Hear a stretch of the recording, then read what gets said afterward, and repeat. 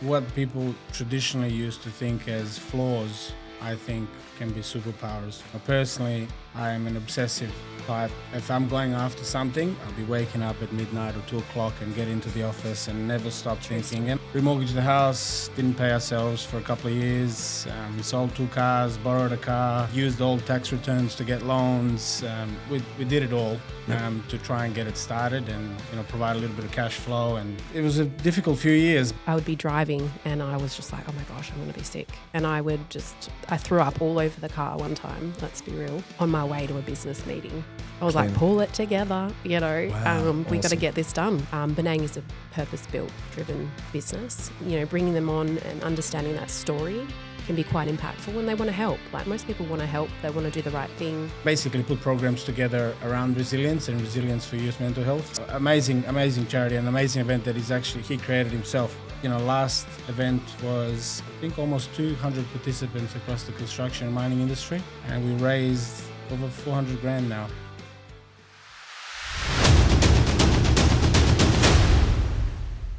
Welcome back to another episode on the Gold Room podcast. Thanks for tuning in today. I'm excited. We've got a bloody awesome contracting company in the studio with me. We've got Jasmine and Damir. Damir? Damir. I was bloody right. I knew I'd...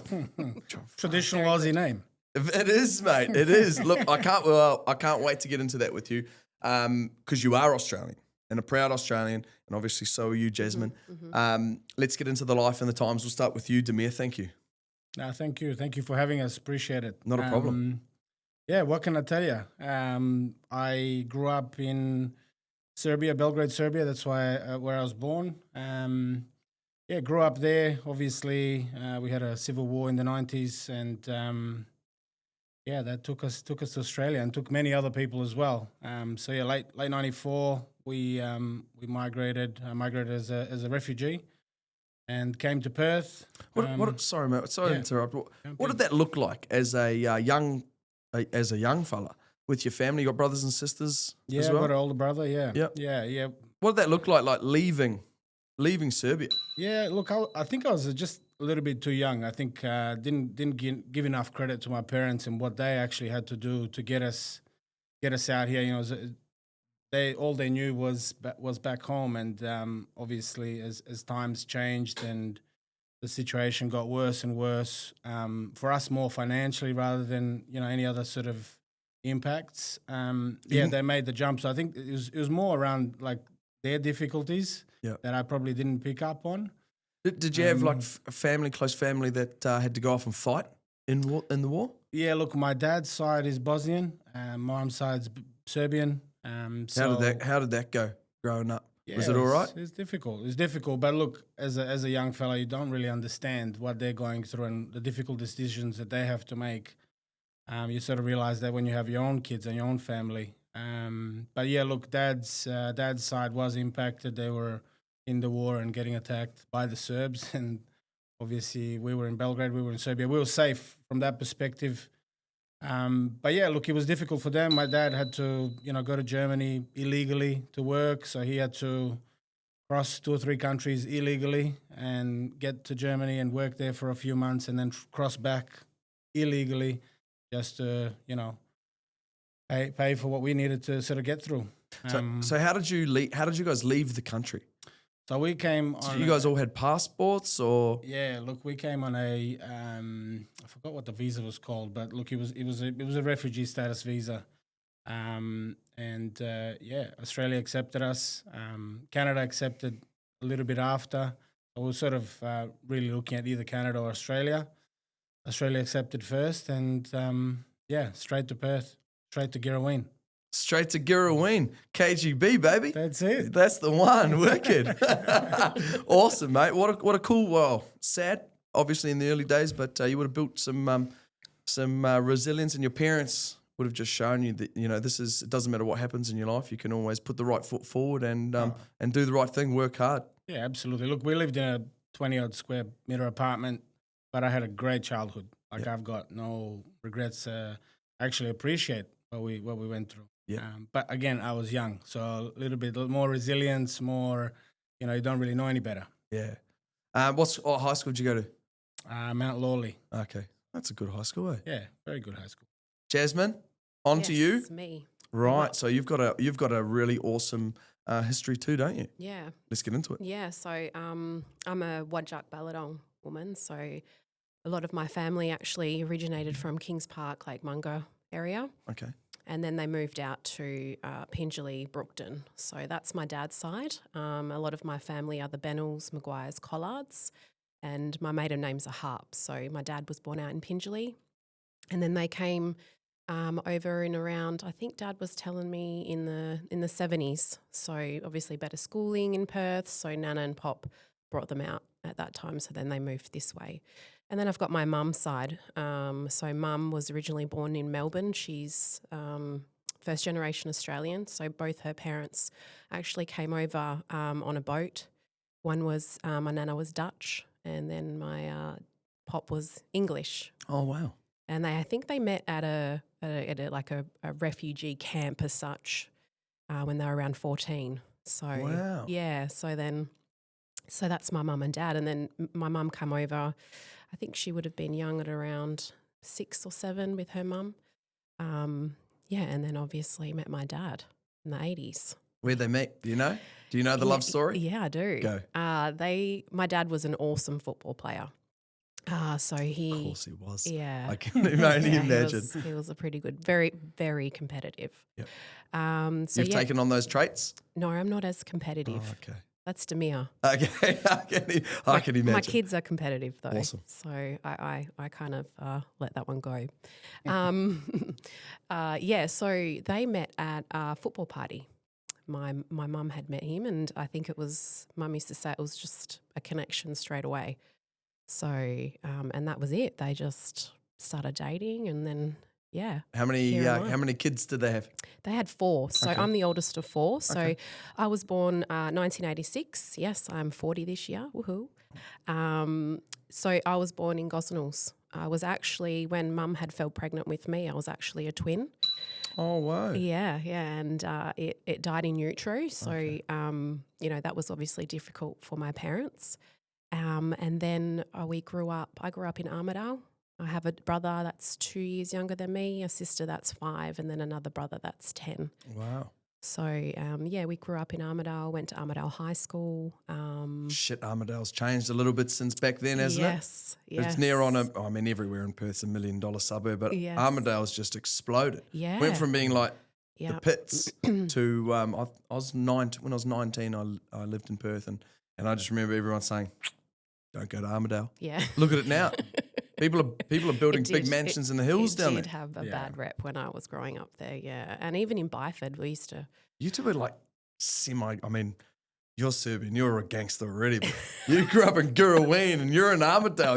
They just got 2 gangsters and put them together to build a KGB in Armadale. That's it. KGB, I know, baby. we often fight who was the worst area. Who know? was the Yeah, worst yeah. area? KGB He wins always every says time. Come on. You can't even, it's not even a discussion, I think. I mean, it's, south and north, that's a competitive. There we are. We're competitive even who grew up worse. Yeah, no, I like that. To me, like as I was saying before, when you walked in and you were saying you had a background in security, but when you walked in and I thought, oh shit, this is a tough man, and then I was just like, that smile, I really like it. It's bloody good. Very good. Right, let's get into Benang. Tell us the history. So the business started in 2018. Yeah. Benang means tomorrow It in does. the Noongar language. Mm-hmm. So- So, the premise is that we're thinking of tomorrow, so for the future. So I'll start. So 2018, it was actually started a bit beyond then. We're in discussions maybe I would say a few years, before that, and we wanted to do something. So with my mum and my dad, especially my dad and my nana, they were very heavily involved in the culture and trying to share that culture with whoever wanted to listen. So I would often go on journeys with them doing welcomes. They wrote books. They used to do bush medicine. And they were doing that from, I look back at some of the newspapers I've got, and then they were doing that from the 70s. So they're very, very passionate about that. So I grew up around that. So I wanted to create something. And Damir also, I think after we lost our parents, so they've all passed now. And I think when you go through grief and a sense of loss, you also are trying to find yourself without those people. And we wanted to do something and give back. And so we thought, well, you know, the IPPs come in, which is the Indigenous procurement policy.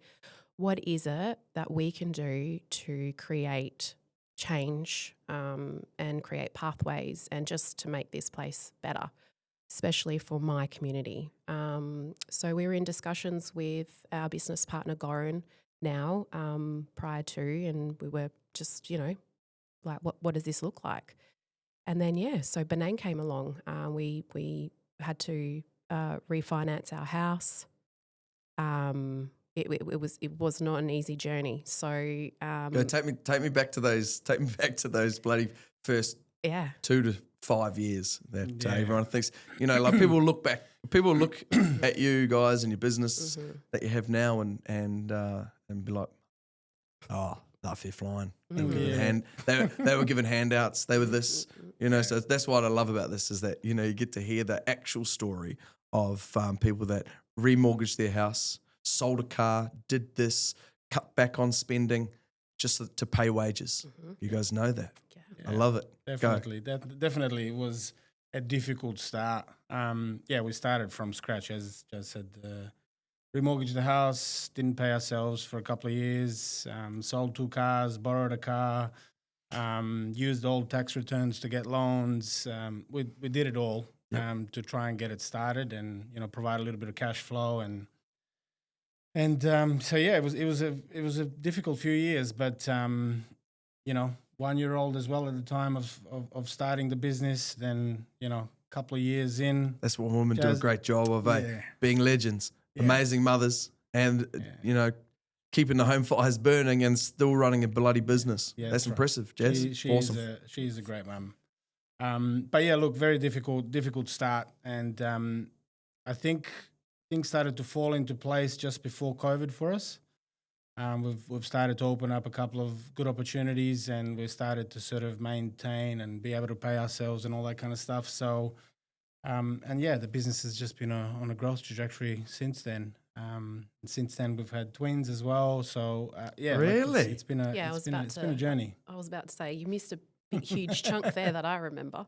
Wow. Yeah. So we had opened it 2018. Then 6 months in, you were a twin too. I was. That's why I thought I'd put that in there. Yeah. So in 2018 we started, and then 6 months from there, I found out I was pregnant.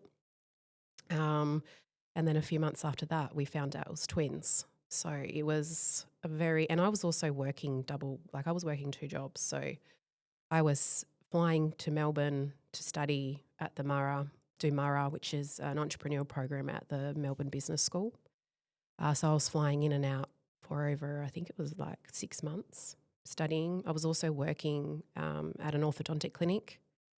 And then I was doing Benang. So it was, and I had a 1-year-old daughter. So I was very, very sick through that pregnancy. I remember at times I was dropping my daughter off at daycare, and the mums out there will understand. I would be driving and I was just like, oh my gosh, I'm going to be sick. And I threw up all over the car one time, let's be real, on my way to a business meeting. What'd you do? Wet wipes, baby wipes? Pretty much. I was like, pull it together, you know. Wow, we got to get this done. Like, you know, we had a vision, and we you know, you just have You know, to. most people would have just called up and said, I can't make it. That is amazing. That's amazing that you just carried on. Yeah. Well done. Yeah, I Need guess more people like that in the world. Well, I think when you don't, you know, you're literally putting everything on the line. Yeah, there's no plan B. Yep. No, we didn't have a choice. If this didn't work, then we didn't really know what would be next. So you guys seem like really extremely resilient people. Yeah, and something would have worked. Throughout all that too, I had my brother living with us with his son. So because he was having, you know, issues at the time. So, you know, there was a lot happening, and I think you forget all that because you're just concentrating on getting to the next goal, getting to the next thing, and you forget what you're doing and what you've come from as such. So, but yeah, they were difficult times in the beginning. Let's talk about building the backbone of the industry. So you guys are working across water, gas, power. How many staff? There's 80 staff at the moment, within the business, and then we've got probably another 50 to 60 embedded contractors that are working on various program of works. So there's a relatively, I wouldn't say large workforce, but it's growing, we're pretty lucky. We've got a really, really good, very strong technical, but also very motivated team. I think they can sort of see the drive and the want to grow and to do something different. We're hoping to do something different. So we're pretty lucky like that. But look, in terms of how we spread, water, power, gas is probably our backbone, and primarily in utilities. So, working for government agencies. And so as far as mining and sort of our approach to mining, we're really looking at a similar sort of skill set to bring to mining, and it's more around the infrastructure work. So, water, power, gas, pipelines, any sort of services associated with that. We also took over a mechanical fabrication workshop early last year. So that is, I guess, a relatively new service for us and something that's growing. So that primarily around sort of piping and skids and sort of structural work. So we can now fabricate our own spools and our own pipe. Wow, awesome. Trying to sort of deliver an end-to-end product as far as infrastructure is concerned, whether that's in oil and gas, defense, or utilities or mining. Amazing. Let's get into winning work in WA. There is a heap of amazing competition out there. Right, so what are you guys doing differently? I would say for us, what we're trying to do differently is to focus on a end-to-end multi-utility and a multidiscipline approach to delivering the works. So rather than subcontracting a portion of the works, although we do still subcontract, we're trying to deliver effectively an infrastructure project in-house. So we've split the teams into divisions. So water, power, gas are their own divisions delivering their own projects. Mechanical is another division, and mining as well, with a focus more on water and dewatering works. That's also a division for us as well. So what we're trying to do is specialize and reconverge back in if there is a sort of larger project where some of those teams can actually work together. Correct. Amazing. That's a smart approach. I'm going to add on to that. Go. And I think what also we do a little bit differently is we do use a lot of our values. And what I mean by that is we bring a lot of our clients on our journey. So they've understand where we've come from, what we're trying to do. Benang is a purpose-built driven business. And I think bringing them on and understanding that story can be quite impactful when they want to help. Like most people want to help, they want to do the right thing, and they want to support something that is making a difference. Yeah, that's beautiful. And speaking of that, Indigenous business in mining and industry. So I did see on your website 28.7, I believe, or it might have been 28.5. I don't understand how the 0.5 was in there. Of your workforce is Indigenous. Mm-hmm. Awesome. Mm-hmm. That's nearly 30% of your workforce. That's great. Yeah, so you're actually giving back and bringing in and making sure that you're pushing the right things out there into the community, from the community. Yeah, which is important, right? Very much so. And I think it just comes organically to us. We don't really sit there and, it wasn't until someone asked those questions going, oh, how much staff would? And I was like, oh my gosh, how much do we, it's just something that we organically do. And I think it's just also in the fabric, like trying to make our employees understand the reasons why we do it as well. So embedding that cultural impact into the fabric of Benang is important. Beautiful. Right, I've got a little tricky one for you. It's probably not tricky for you guys. It would be fucking tricky for me. Working together as a married couple in business. Yeah. How does that go? Do you want to start, Damir, or say what he says? Yeah. True. How does it go? No, well, actually, it's a lot of people ask me that question. Yep. They're like, "Oh, I can't do it. This is hard." For me, I feel I enjoy it. We enjoy it. We have our different lanes, which is very important. Damir is very encouraging. He has probably pushed me down paths that I never thought that I would be able to be on. I wouldn't probably be doing this if it wasn't for him. I think when you become a mother, you can tend to get lost in that. You know, you like, who am I? Lose a sense of identity. You do. And he reminded me that, you know, this is important. This is what you can do. And yeah, so for me, it's been an incredible journey, and I enjoy doing things with him. Yes, we do get into, I wouldn't say arguments, but you know, A heated discussion? Yes, around a dinner table about how we think things should be done. But you know, that's I can imagine Damir's got like a really, I'd hate to be the kids, bro. Or not hate to be the kids, but I can imagine that you've got bloody an act. really, it's for sure. I'm a dad. I know the act. You give them, you big stare teddy them bear. down, but you've got that, Just you've a got big that teddy big bear. roaring deep voice, Just a big Serbian teddy voice. bear. That's that, yeah. But I think the lanes, as you mentioned, you know, like it's a purpose-driven business, so we'd hope that it comes out that way, and that purpose Jazz can talk to best. Yep. People want to hear that. People want to see what is the social impact, what is she doing, what are we doing as a business. And the rest of the operation is really split between me and the other business partner. Okay. So Who's the other business partner? Goran. Goran, last name? Utjashinovic. There you go. Try and wrap that around your tongue. Uštješvinović. That's horrible. shout out. Sorry, Goran. man. Fuck. Sorry, Goran. I gave it a crack. Bloody hell. I could have practiced it, but I didn't. I don't know. Yeah. Anyway, so what's his role within the business? So look, we've split the operation effectively in two. He manages a couple of business units. I manage a couple of business units, and some of the shared services we've also split. So effectively, the rest of the operation is really split in two. Just again a really good business partner, somebody that supports what we're trying to do as a business, but also very dedicated, very resilient. You know, very very driven as well. So the business wouldn't be the business that it is if it wasn't for any one of us three. I think we're all very different. Yep. And I think that's why it works. So yeah, and he does a very good charity event that I reckon you'd want to know about. So Yeah, okay. he's been running a charity event that he actually created for the last 3 years. It's called the Big Dig. So effectively brings all the industry together, and it's a challenge to dig a trench by hand for 24 hours. Really? Yeah. Where does he dig the trench? So it's been at a quarry down south for the last 3 years, and we've been raising funds for youth mental health, Amazing.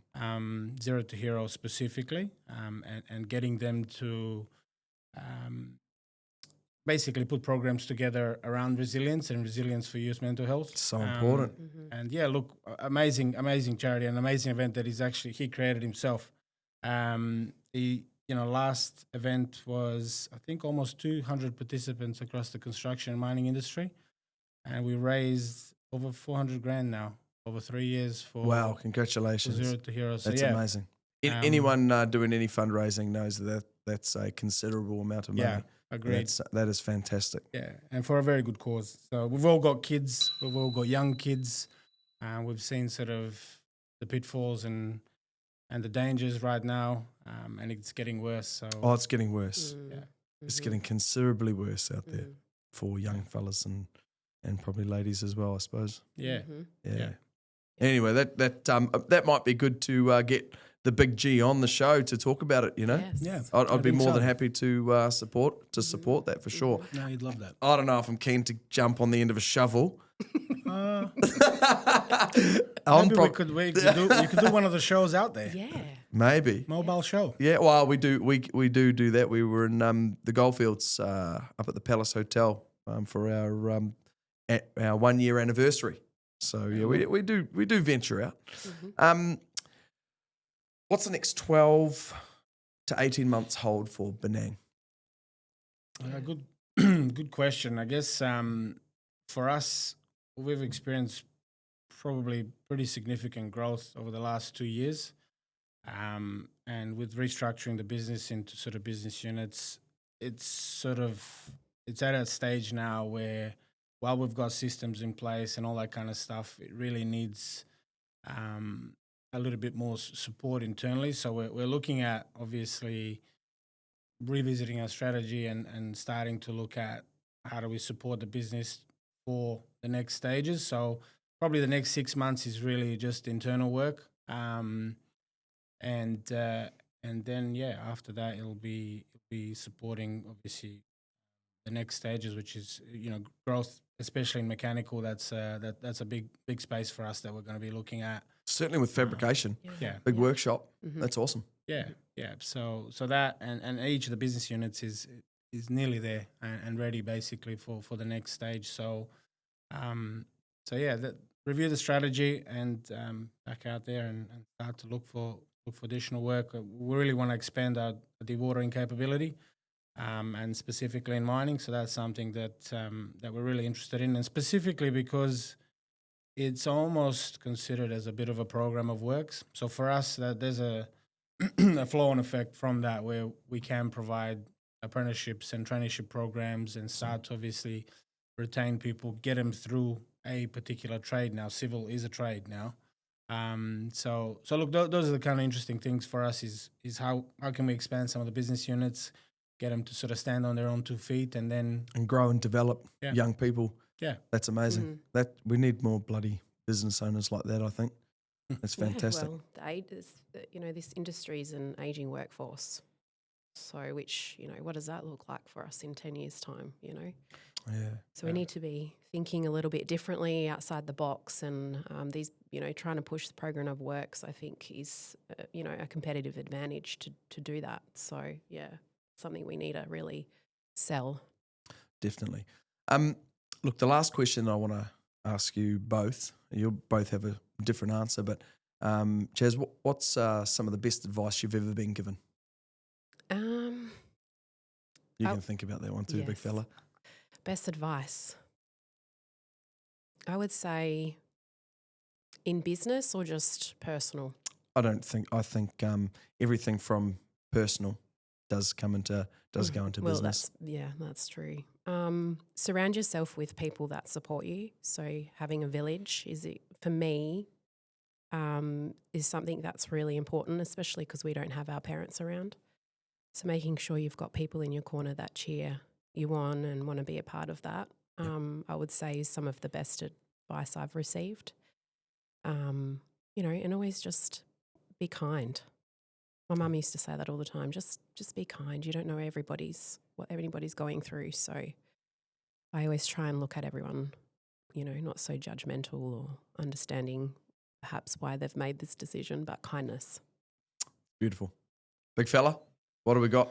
Oh, yeah, hard to answer this one, but maybe from a business perspective is what people traditionally used to think as flaws, I think can be superpowers. Personally, I am an obsessive type. I am, if I'm going after something, I will, be waking up at midnight or 2 o'clock and get into the office and never stop thinking. And I can sort of see that you're probably the same. And while that very much so, while they can probably breed a little bit of stress and extra anxiety for people, I think that is a superpower, and it's I think one element that does work. So in business, there was somebody that told me that have a look at yourself and think about why you are where you are, and why you're doing what you're doing. That's right. And look at it as a bit of a positive. That's your machine. This is how you work. Make sure you use it to your advantage, and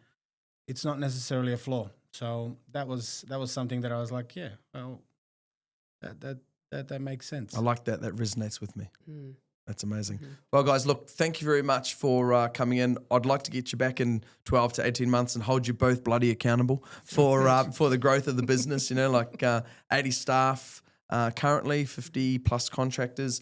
Be great to see you look around the 150 person team by next year. Mm-hmm. This time next year will be great. I really hope that for you. You guys are amazing. Yeah, great power couple. Thank you. Fantastic. Thanks for having us. Not a problem. Thank Glad you. to tell your story. I Thank you very appreciate much for sharing it. Great, thanks. Thank you. Not a problem.